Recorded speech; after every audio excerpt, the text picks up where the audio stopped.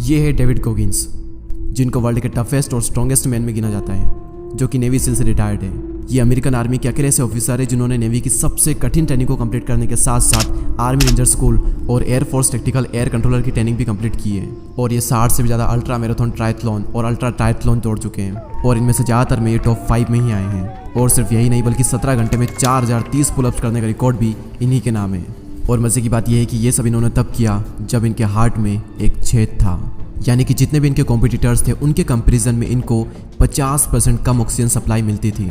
और ये सब तो कुछ भी नहीं, क्योंकि इनकी जो कहानी है वो आपके रोंगटे खड़े कर देगी। और डेविड गोगिंस की कहानी सुनने के बाद में आप चैन से नहीं बैठोगे। सो आइए जानते हैं कि ये सब उन्होंने कैसे किया और कहाँ से शुरुआत होती है।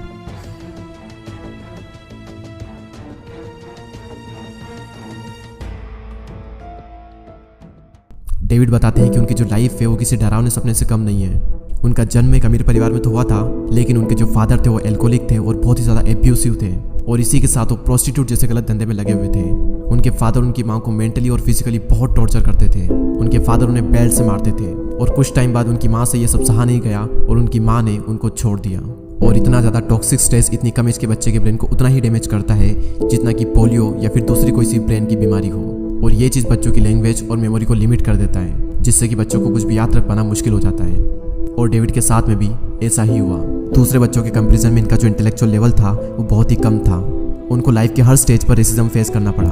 उस टाइम पर डेविड ऐसी लाइफ जी रहे थे जो कि ज़्यादातर लोग जीते हैं, अपने डरों से भागना, अपने कंफर्ट जोन में रहना। और यहाँ तक तो फिर भी ठीक है, लेकिन 19 साल से 23 साल के बीच में इनकी लाइफ में एक बहुत ही बुरी चीज़ हुई।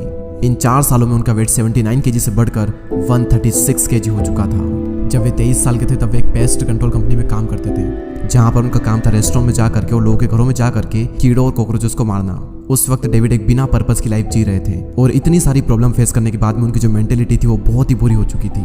फिर एक दिन डेविड अपने काम से घर आकर के टीवी देख रहे थे, तभी टीवी पर एक शो चल रहा था, और वहाँ पर वो सुनते हैं कि नेवी सील वर्ल्ड की सबसे टफेस्ट आर्मी ट्रेनिंग होती है, जहाँ पर आर्मी के सोल्जर्स एक भारी भरकम बोट को उठा करके भाग रहे होते हैं। वो बहुत मेहनत करते हैं, अपनी पूरी जान लगा देते हैं, और उनकी ट्रेनिंग को देख करके डेविड बहुत ज़्यादा एक्साइटेड हो जाते हैं। और फिर उनके अंदर से एक आवाज़ आती है कि ये चीज़ मुझे भी करना है। और फिर क्या, डेविड नेवी में ज्वाइन होने के लिए कॉल करना स्टार्ट कर देते हैं। लेकिन जैसे ही वो अपना वेट बताते हैं 136 kg, तुरंत उनका कॉल वहाँ से काट दिया जाता था। उन्होंने बहुत ट्राई किया, लेकिन फाइनली एक रिक्रूट्स ने उन्हें हाँ कर दी।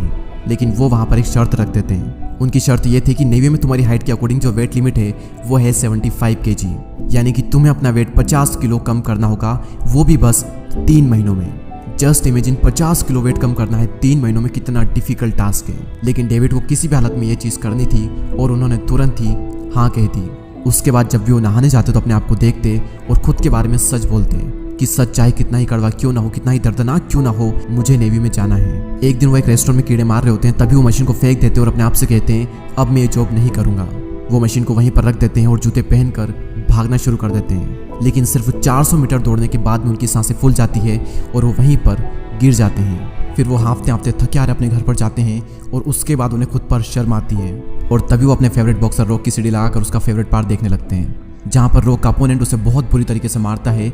और रॉक का जो कोच होता है वो उसे कहता है कि तुम हार मान लो, लेकिन रॉक यहाँ पर हार नहीं मानता है। वो फिर उठकर खड़ा होता है और सामने वाले को मारने लगता है। और ये सब देख करके डेविड फिर से बहुत ज़्यादा मोटिवेट होते हैं और फिर से दौड़ने के लिए चले जाते हैं। और इस बार वो पूरा 1 मील दौड़ करके आते हैं। और तब उन्हें पहली बार पता चलता है कि सभी फिजिकल और मेंटल लिमिटेशन रियल नहीं होती है, ये सारी लिमिटेशन सिर्फ माइंड में होती है। और उसके बाद वो हर दिन रनिंग करते, हर दिन अपनी लिमिट को पुश करते, हमेशा एक्स्ट्रा करने की ट्राई करते। उन्होंने जिम में बहुत ही ज़्यादा हेवी वर्कआउट किया, और फाइनली 3 महीने बाद उन्होंने अपना 50 किलो वेट कम कर लिया। और नेवी सील के लिए जो टेस्ट था वो भी उन्होंने पास कर लिया। इसके बाद में वो जाते हैं नेवी सील की ट्रेनिंग के लिए, और सील ट्रेनिंग के दौरान उन्हें 5 दिन का एक हेल वीक कंप्लीट करना होता है, जिसमें उन्हें बहुत ही कम खाना मिलता है और उन्हें बहुत ही कम नींद लेनी होती है। और वहाँ पर जो इंस्ट्रक्टर होते हैं उनका मोटिव यही होता है कि ज़्यादा से ज़्यादा मेंबर क्विट कर दे।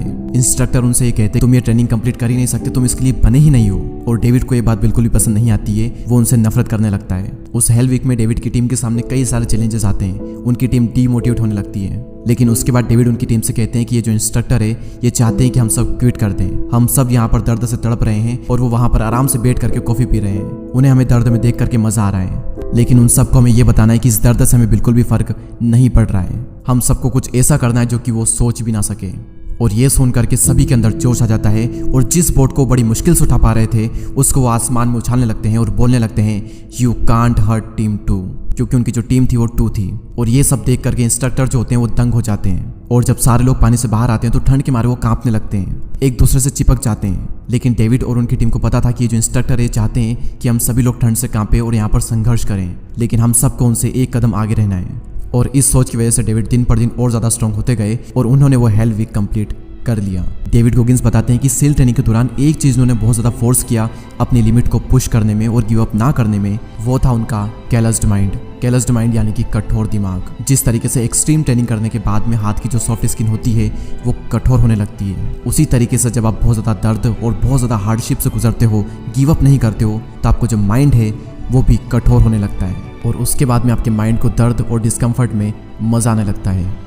जब भी आप किसी भी टास्क को कंप्लीट करने के लिए मुश्किलों का सामना करते हो तब आपको पेन होता है, लेकिन अगर आप गिव अप नहीं करते हो तो आपका सिंपैथिक नर्वस सिस्टम एक्टिव हो जाता है, जो कि आपके हार्मोनल फ्लो को इंक्रीज कर देता है, जो कि हेल्प करता है आपकी लिमिट्स को पुश करने में। पर ये सिस्टम आपके तब तक काम नहीं आ सकता जब तक कि आप नेगेटिव सोचते हो। आपने अपनी लाइफ में कई बार नोटिस किया होगा कि बेड पर से उठने में आपको बहुत प्रॉब्लम होती है, लेकिन जब आप एक बार उठ जाते हैं उसके बाद में आपके अंदर एकदम से एनर्जी आ जाती है। इसीलिए जब भी आप कुछ करें, एग्जाम्पल के लिए अगर आप पढ़ाई करने के लिए बैठते हो तो बीच में आपका जो मन है वो करेगा कि यार बस गिव अप करते हैं, बहुत हो गई पढ़ाई, तो उस वक्त आपको गिव अप नहीं करना है। उस वक्त अगर आप गिव अप नहीं करते हो तो आपको जो सिंपैथिक नर्वस सिस्टम है वो एक्टिव हो जाएगा और थोड़ी ही देर के बाद में आपके अंदर एनर्जी की सेकंड वेव आ जाएगी और आप पूरे फोकस के साथ में देर तक पढ़ पाओगे। सील ट्रेनिंग कंप्लीट करने के बाद में डेविड डिसाइड करते हैं कि वो वर्ल्ड की one of the toughest race Badwater दौड़ेंगे, क्योंकि उनको खुद को चैलेंज करने में बहुत ही मजा आता था। और इसी के साथ साथ वो रेड फ्लैग मिशन में शहीद हुए जवानों के लिए प्रेशराइज भी करना चाहते थे, लेकिन बैड वाटर रेस में हिस्सा लेने के लिए पहले उन्हें 100 मील की रेस कंप्लीट करना था और उससे पहले वो 24 घंटे में 100 मील कभी भी नहीं दौड़े थे। इनफैक्ट पूरी रेस में वो अकेले ऐसे इंसान थे जो इतने भारी थे, क्योंकि जितने भी रनर्स होते हैं वो बहुत ज़्यादा पतले होते हैं, लेकिन ये इतने पतले नहीं थे। 100 माइल की रेस में 70 माइल आते आते उनकी हालत बहुत ही ज़्यादा खराब हो जाती है। वो बुरी तरीके से पसीने में भीग जाते हैं, उनकी पेशाब से खून निकलने लगता है, उनके नाखून छिल जाते हैं, पैर छिल जाते हैं और फिर वो वहीं पर बीच में बैठ जाते हैं। और यहाँ पर डेविड को लगता है कि वो अपना 100% दे चुके हैं, अब वो एक कदम भी नहीं चल सकते हैं। लेकिन कुछ ही देर बाद वो हिम्मत करते हैं, अपनी लिमिट को पुश करते हैं, क्योंकि पेन और डिस्कम्फर्ट की उन्हें आदत हो चुकी है और उनके माइंड को पेन और डिस्कम्फर्ट बहुत पसंद है। वो हिम्मत करके अपनी लिमिट को पुश करते हैं, फिर से दौड़ना स्टार्ट करते हैं और इस बार वो रेस को कंप्लीट भी कर लेते हैं। और यहाँ पर डेविड बताते हैं कि जब भी आपको ये लगता है कि आप अपना 100% दे चुके हो, यानी कि आपने अभी अपना सिर्फ 40% ही दिया है, अभी आपका 60% आना और बाकी है। और डेविड गोगिंस बताते हैं कि लाइफ की हर रेस में, हर ट्रेनिंग में मैं ये फेस कर चुका हूँ। अगर आप अपनी लिमिट को थोड़ा पुश करते हो तो अगले दिन आप उससे भी बड़ा पेन झेल सकते हो। अगर आज आप टूटे हुए नाखून से और किसे हुए पैरों से दौड़ सकते हो तो कल आप टूटे हुए पैर से भी दौड़ सकते हो। और ये कोई मजाक की बात नहीं है, क्योंकि डेविड गोगिंस टूटे हुए पैर से भी दौड़ चुके हैं। डेविड गोगिंस बताते हैं कि जब भी रेस में या फिर हेल वीक के दौरान जब भी उन्हें ये लगता था कि वो नहीं कर पाएंगे, वो एक कॉन्सेप्ट का यूज़ करते थे जिसे वो कहते हैं कुकीज़ जार। जब डेविड गोगिंस छोटे थे तो उनकी माँ उनके लिए कुकी जार रखती थी और जब भी वो कोई अच्छा काम करते थे तो उनकी माँ उस जार में से कुकी को निकाल करके डेविड को दे देती थी और डेविड उसे बहुत ही इंजॉय करता।